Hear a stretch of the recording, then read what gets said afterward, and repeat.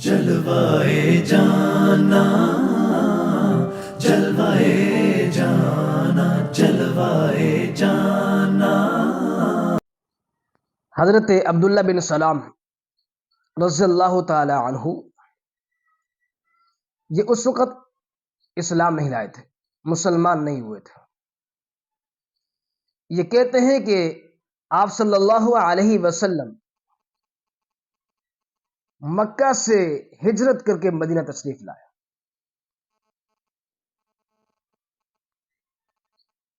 تو میں اس وقت جو ہے کہ ایک کھجور کے درخت کے اوپر چڑھا ہوا تھا، تو جس وقت میں نے خبر سنی تو میں نے بھی سوچا کہ چلو میں بھی تو دیکھوں مسلمانوں کے نبی کو،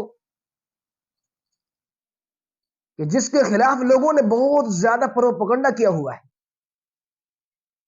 وہ کہتے ہیں کہ وہ تو جادوگر ہے، وہ تو فلاں ہے، وہ فلاں ہے۔ میرے دل میں بھی خیال آیا کہ میں بھی جا کر ان حضرات کو دیکھوں۔ حضرت عبداللہ بن سلام رضی اللہ تعالی عنہ کہتے ہیں جس وقت آپ صلی اللہ علیہ وسلم کی خدمت میں حاضر ہوا، میری نظر آپ صلی اللہ علیہ وسلم کے چہرہ انور پر پڑی، تو دیکھتے ہی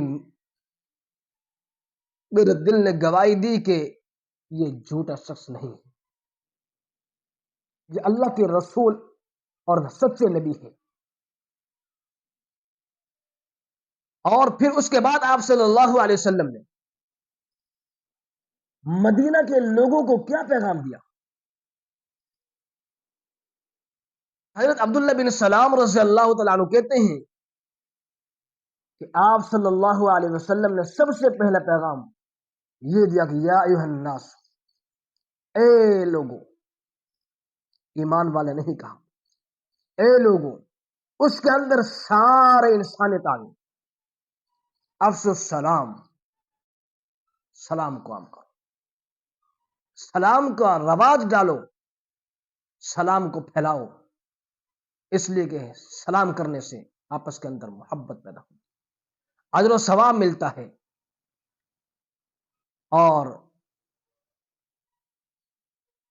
دوسرا پیغام کہہ دیا وَأَطِعِمُوا الطَّعَامَ، لوگوں کو کھانا کھلاؤ، بھوکوں کو کھانا کھلاؤ، فقیر اور یتیم اور مسکین اور محتاجوں کو کھانا کھلاؤ، ان کی غربت میں ان کا ساتھ دو، ان کی مدد اور نصرت کرو۔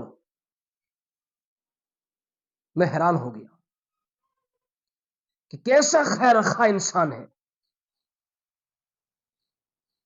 اور پھر تیسرا پیغام دیا وصل الارحام، آپس کے اندر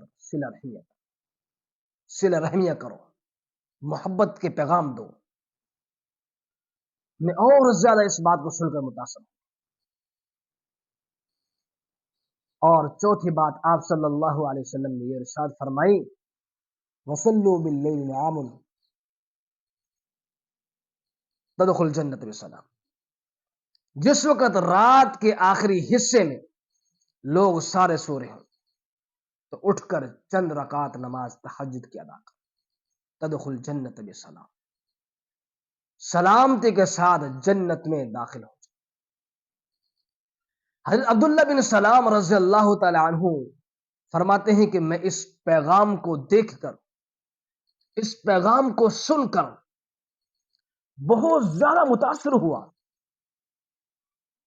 کہ یہ جھوٹا شخص نہیں ہو سکتا، یہ اللہ کے سچے نبی اور رسول ہیں۔ اور پھر جو ہے کہ ان باتوں نے مجھے بہت متاثر کیا، تو میں آپ صلی اللہ علیہ وسلم پر ایمان لے آیا۔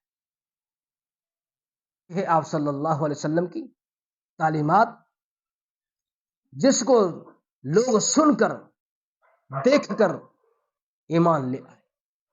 اللہ پاک ہمیں بھی آپ صلی اللہ علیہ وسلم کی تعلیمات پر صحیح معنوں میں عمل کرنے کی توفیق عطا فرمائے۔